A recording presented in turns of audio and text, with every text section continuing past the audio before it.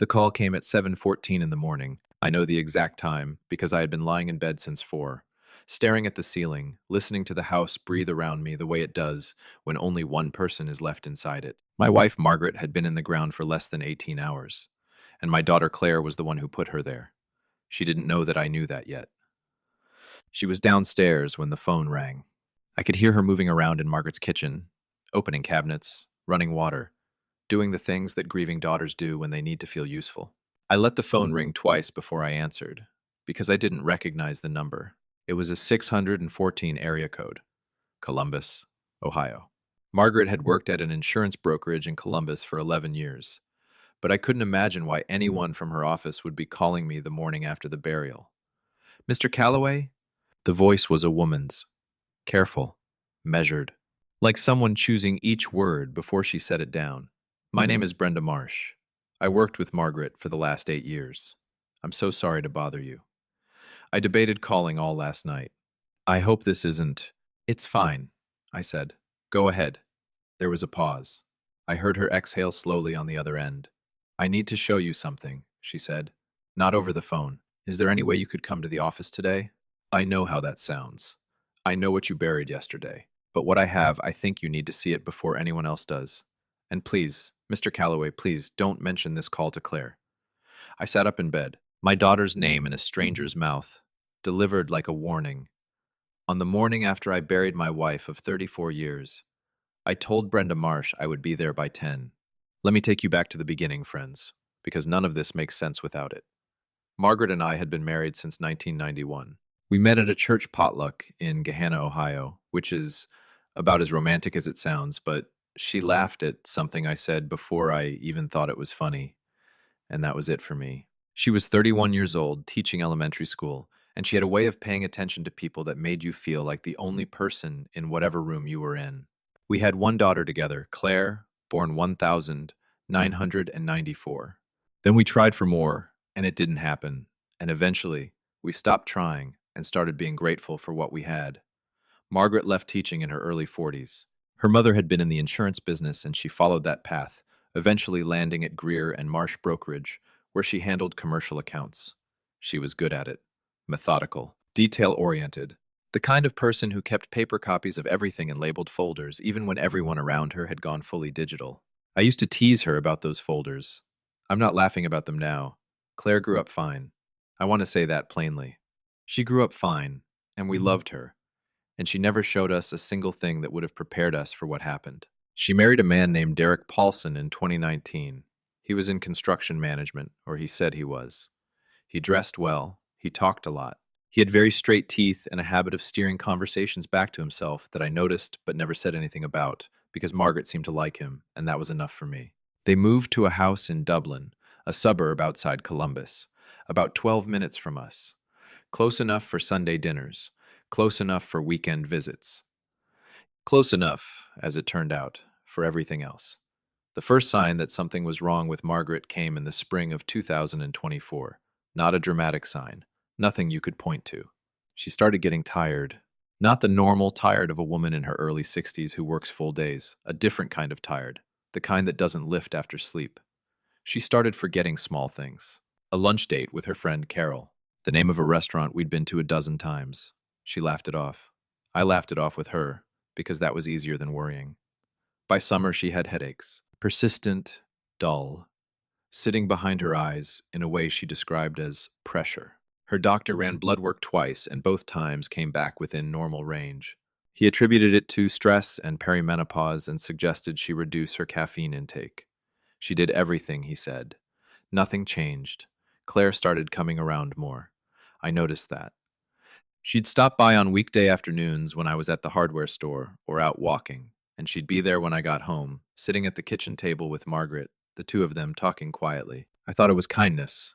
I thought my daughter was worried about her mother and wanted to spend time with her.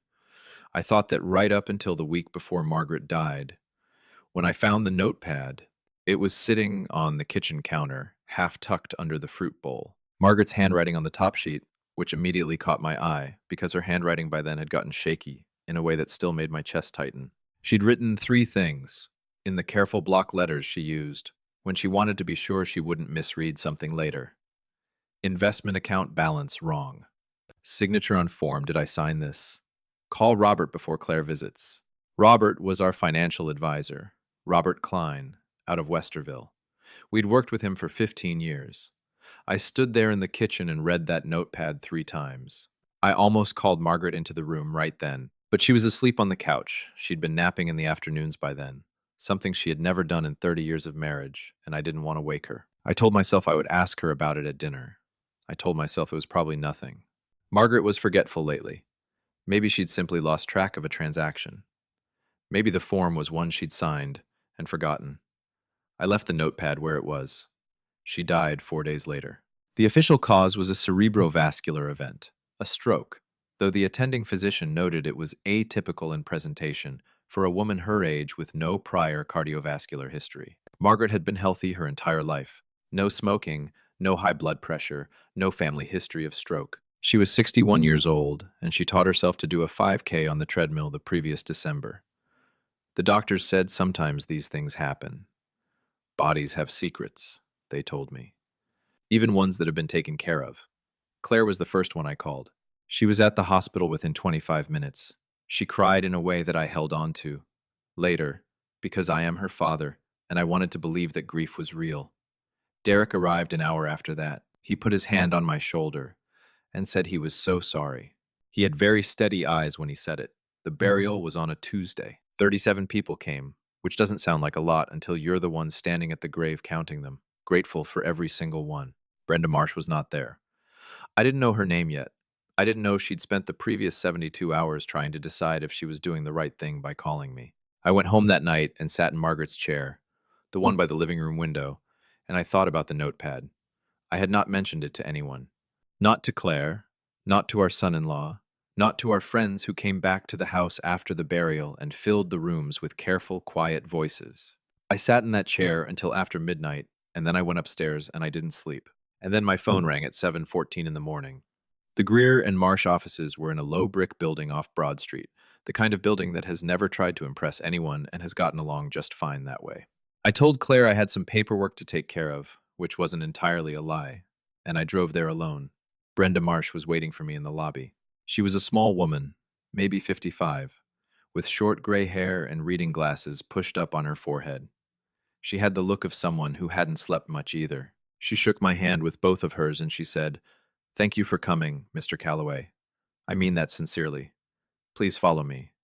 She took me back to a conference room with a long table and a window that looked out on the parking lot. There was a laptop open on the table and a manila folder beside it, thick with papers. She sat down. She looked at me for a moment. "How much do you know about Margaret's accounts?" she said. "Which accounts?" "Her investment accounts, her life insurance policy, her 401k through our office." I told her what I knew, which was the general shape of things. We'd been comfortable. Not wealthy, but comfortable. Robert Klein managed our investments jointly, but Margaret had a separate 401k through her employer and a life insurance policy she'd taken out in 2009. The life insurance was substantial, $350,000. I knew that much. Brenda nodded slowly. "In March of this year," she said, "a change of beneficiary form was submitted for Margaret's life insurance policy. The new primary beneficiary, listed on the form, is Claire Ann Paulson. I sat with that." "Margaret didn't tell me about a change," I said. "No," Brenda said. "I don't believe she did." She opened the manila folder and slid a piece of paper across the table toward me. "That's the signature on the form." I looked at it. I have looked at my wife's signature on checks, on birthday cards, on the deed to our house, on 34 years of the ordinary documents a life produces. I know that signature, the way I know her voice. The signature on the form was not hers. It was close. It was very close. Someone had practiced. But the loop on the capital M was wrong, slightly too wide, and the way the G in Calloway trailed off was backward from the way Margaret always wrote it. Margaret's G's trailed right. This one trailed left. My hands were steady on the table. "I don't know how." "There's more," Brenda said. She turned the laptop toward me.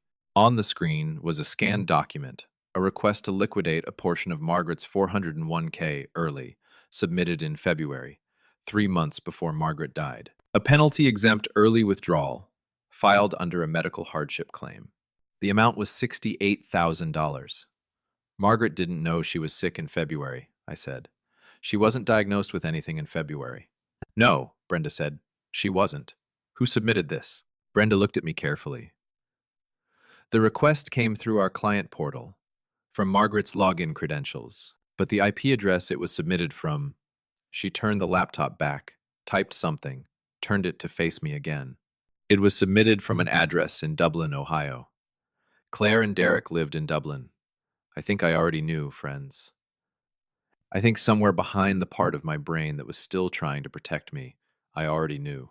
But knowing something in the back of your mind and having it placed in front of you on a conference table are two entirely different kinds of pain. Did Margaret know? I asked. My voice was even. I don't know how that was possible. Brenda was quiet for a moment. I think she was starting to figure it out, she said finally. In the last few weeks, she asked me twice about the status of her accounts. Not directly, Margaret was private about money. But she asked whether account changes required in-person signatures or if they could be done online. And the week before she died, she asked me how someone would go about verifying that a document they'd signed was actually their signature. I thought about the notepad. Signature on form, did I sign this? She knew, I said. I think she suspected. I think she was trying to figure out how to verify it before she brought it to you or to anyone else. Brenda's voice was careful, but not cold. Margaret was a very thorough person. She would have wanted to be sure. And she didn't get the chance to be sure. Because Margaret died 4 days after she wrote that notepad. She died of a stroke that her doctors called atypical. She died at 61, healthy and active, with no history of cardiovascular disease. I thought about the headaches, the pressure behind her eyes, the fatigue that didn't lift, the afternoons when Claire would come by while I was out of the house. I thought about my daughter in the kitchen downstairs, opening my wife's cabinets, running my wife's water. I picked up my phone and I called Robert Klein. Robert met me at his office on his lunch hour without me telling him why I needed to see him. He could hear it in my voice. He pulled up our accounts before I even sat down. The investment account Margaret had written on the notepad was a joint account we'd held for 12 years. A moderate growth portfolio that Robert managed, built primarily from a property sale in 2018 and added to steadily since. When I last looked at the balance, in January of that year, it had been $214,000. The balance Robert showed me that morning was $161,000. $53,000 was gone. The withdrawals had been made in 5 transactions between December and March, each one under $12,000. I recognize that immediately transactions under $10,000 don't trigger automatic bank reporting requirements, and someone who knew that had been careful to stay close to but not over the limit. These were just far enough above it to look unintentional. Each withdrawal had been transferred to an external account Robert didn't have on file for us. Robert's face was very still when he showed me. Martin, he said, did you authorize any of these? No, I said. Did Margaret? He was quiet for a moment. The authorizations came through the online portal, he said. Margaret's login. But I have to be honest with you, the request formatting was different from Margaret's usual pattern. She always included account notes. These were bare minimum submissions. I told Robert what Brenda had told me. I watched his expression change. I asked him to freeze any further access to all our accounts immediately. He said he would. I asked him whether I needed to involve the police. He looked at me for a long moment, and he said, Martin, I think you need to call someone who can help you figure out whether what happened to Margaret was only financial. He didn't say anything beyond that. He didn't need to. I sat in my car in Robert's parking lot for a long time after that. The sun was doing what Ohio sun does in September, that flat, pale light that doesn't warm you the way summer sun does. It just illuminates everything very clearly. I sat in that light and I thought about my daughter. Claire was 3 years old when Margaret and I bought our first house. She used to stand at the top of the stairs in her pajamas and call down to us when she couldn't sleep, and Margaret would always be the one to go up to her, even though she was up earlier than me in the mornings, because she said there was something about the sound of a small voice calling for you in the dark that you didn't want to ignore. Claire was 11 when we took her to the Grand Canyon, and she stood at the rim and cried because she said it was too big to look at all at once, and it made her feel small. She was 25 when she stood at the altar with Derek, and I walked her down the aisle, and Margaret gripped my arm hard enough to leave a mark because she was crying so hard she couldn't hold herself upright. I thought about all of that. And then I drove to the Columbus Police Department, and I told a detective named Sandra Okafor everything I knew. Detective Okafor was thorough in a way that reminded me of Margaret. She listened to everything without interrupting. She asked precise questions. She wrote in a small notebook with a black pen, and when I finished, she set the pen down and said, "Mr. Calloway, before we go any further, I need to ask you something difficult." I told her to go ahead. "Your wife's death," she said. At the time, the cause was listed as a cerebrovascular event. Is there anything about her health in the months before she passed that seemed inconsistent to you? Unexplained symptoms, changes in behavior? I told her about the headaches, the fatigue, the napping that wasn't like Margaret, the cognitive fog. I hadn't named it that until just then. But sitting across from Detective Okafor, that was exactly what it had been. A fog that settled over my wife in the last few months of her life and made her smaller, slower, quieter. Okafor wrote for a long time without looking up. "There is a class of compounds," she said carefully, "that in small repeated doses can produce exactly the symptoms you're describing. They're not exotic. Some are available over the counter. In a healthy person, sustained low-level exposure can cause vascular changes that are essentially indistinguishable from natural stroke without a specific toxicology panel. Standard autopsy panels don't test for them." She looked at me. "We would need to request an expanded toxicological examination," she said. "That would require a court order and the cooperation of the medical examiner's office. It's not a fast process. But I want you to understand what I'm telling you." I understood what she was telling me. I drove home. I did not go inside right away. I sat in my own driveway and I looked at the front door of the house where Margaret had arranged a fall wreath every October for 30 years, and I thought about the fact that Claire had a key. Claire had always had a key. The investigation took 4 months. I want to be honest with you about those 4 months, friends, because they were the hardest thing I have ever lived through, and that includes burying my wife. I had to sit across from my daughter at Thanksgiving. I had to watch Derek carve a turkey in my kitchen. I had to answer Claire's questions about how I was holding up and how I was sleeping and whether I needed anything, and I had to say I'm getting by. Sweetheart, I'm managing. I appreciate you asking. I had to do all of that while Detective Okafor and a forensic financial investigator named Phil Garrett quietly built a case that would eventually run to 247 pages. The expanded toxicology came back in November.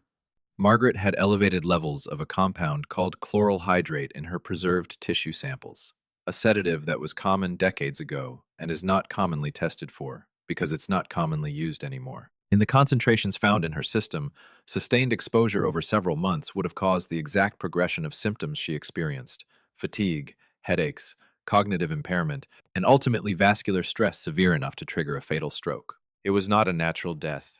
It was murder. Claire had been using a key to our house to add small amounts of the compound to Margaret's evening tea while I was out on my regular Wednesday and Saturday evening walks. She had access to chloral hydrate through Derek, who had a contact, this came out later, through a business acquaintance involved in veterinary supply, where the compound is still occasionally used. They had been careful. Not careful enough, but careful. The financial picture, when Phil Garrett finished with it, was precise and damning. Over 14 months, Claire and Derek had extracted $123,000 from accounts belonging to Margaret through a combination of forged authorization forms, stolen login credentials, and the fraudulent life insurance beneficiary change. The early 401k withdrawal of $68,000, the $53,000 from our investment account, and an additional 2 transactions from a savings account I hadn't even remembered to check. They were running out of time, and they knew it. Margaret was getting suspicious. She had started asking questions at her office. She had written that notepad. She was 4 days away from calling Robert Klein and asking him to run a full audit of every account she had. 4 days. She was 4 days away from unraveling everything they'd built, so they stopped her.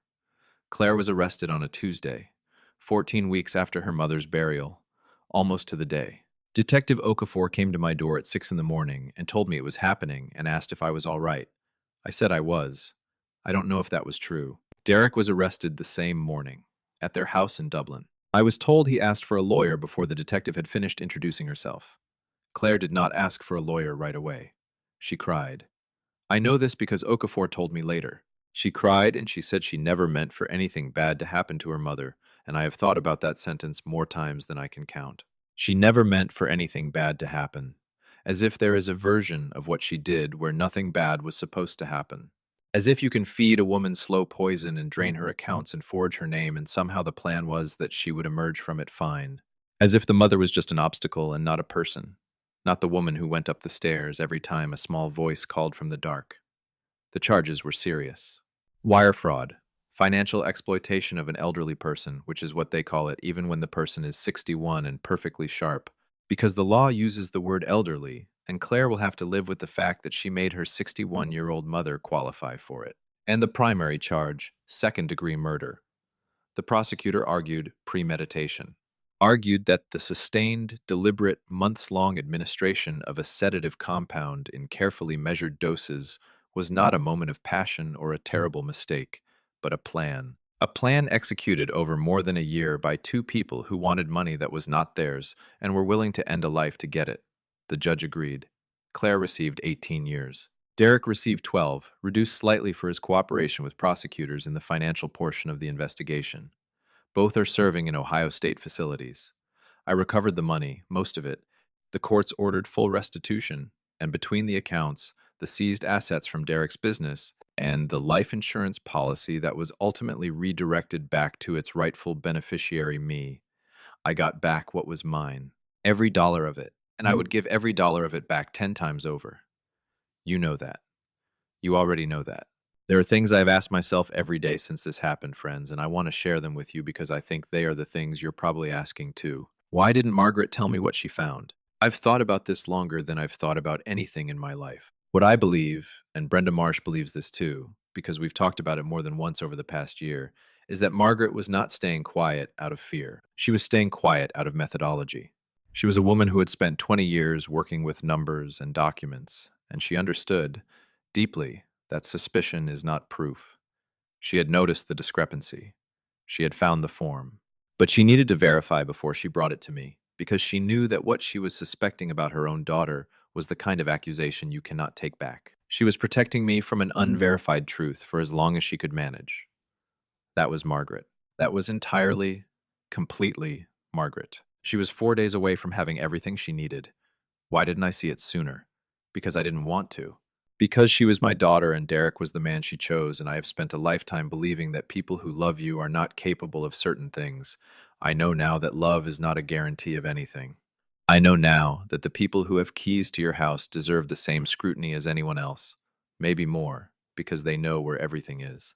I am not the same man I was before Margaret died. I don't know if that's a tragedy or simply the truth about loss, that it changes the shape of you permanently and you learn to live in the new shape. I visit her grave on Thursdays because that was the day she used to do her grocery shopping, and I find that I am most in the habit of talking to her on Thursdays. I keep the fall wreath on the front door now. I buy a new one every October. I still have her labeled folders. All of them. Every document she ever kept in neat handwriting in organized rows, the paper copies that everyone teased her about. Those folders are the reason this case had the documentation it needed. Those folders are the reason Phil Garrett could trace every transaction back to its source. Margaret, it turns out, was right about everything, including the paper copies. I told you at the beginning that my daughter was the one who put her mother in the ground. That's the hardest sentence I have ever had to say out loud. I have said it to a detective, to a prosecutor, to a judge, to a grief counselor, and to myself in the mirror more mornings than I want to count, because I believe that if you don't say the true thing out loud, it will find somewhere dark to live inside you and stay there. Brenda Marsh testified at the trial. She was composed and precise, and she told the jury exactly what she had seen in those documents, in that IP address, in the questions a careful woman had started asking about her own accounts in the last weeks of her life. Margaret would have liked Brenda. I know that without a doubt. After the verdict, Brenda found me in the hallway outside the courtroom. She didn't say anything for a moment. Then she said, I almost didn't call you, you know. That morning, I almost talked myself out of it. I told her I was glad she didn't. She said, Margaret deserved someone to make the call. And that is the truest thing that has been said about any of this, friends. My wife deserved someone to make the call. She spent her whole life being that person for everyone around her, the one who picked up the phone, who went up the stairs, who paid attention when other people looked away. And in the end, when she needed someone to do it for her, a woman she worked alongside for 8 years sat up through the night wrestling with her conscience and made the right choice. I am grateful for that every single day. I am going to close by telling you something I have not told anyone yet. 3 weeks after the verdict, I was going through Margaret's things, the last of her clothes, her bedside table, the things you put off going through because the act of going through them makes it real in a way nothing else does. In the back of her bedside drawer, behind a box of earrings and an old birthday card from Claire, I found a folded piece of paper. It was in Margaret's handwriting. Steady handwriting, older than the notepad, from before the fog set in. It said, "If something happens to me that doesn't make sense, call Brenda Marsh at the office. She knows where the files are. She knew.